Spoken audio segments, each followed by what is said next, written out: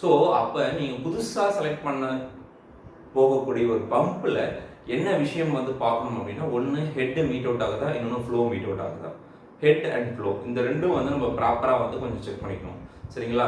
Head and flow வந்து நம்ம பார்த்துட்டோம் அப்படின்னாலே ஆல்மோஸ்ட் வந்து மேக்ஸிமம் வந்து எல்லா ப்ராப்ளமும் சார்ட் அவுட் ஆகிடும். அதாவது உங்களோட சில்லருடைய ஹீட் ட்ரான்ஸ்ஃபருக்கு நீங்கள் கொடுக்கணுமோ, என்ன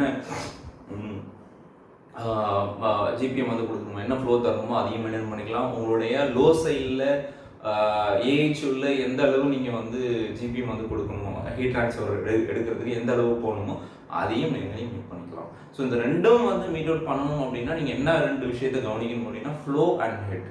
ஸோ உங்களோட பழைய பம்போடைய ஃப்ளோ அண்ட் ஹெட் எல்லாத்தையும் கொஞ்சம் கால்குலேட் பண்ணிவிட்டு அதை இங்கே வந்து அப்ளை பண்ணி பாருங்கள். இந்த புதுசாக நீங்கள் செலக்ட் பண்ணுற பம்பில் இந்த சில்லருக்கு தேவையான ஃப்ளோவும் பில்டிங்க்கு தேவையான ஹெட்டும் வந்து மீட் அவுட் ஆகுதான்னு பாருங்கள். ஸோ அப்படி தான் நாங்கள் ரீசெண்டாக ஒரு இடத்துல வந்து நாங்கள்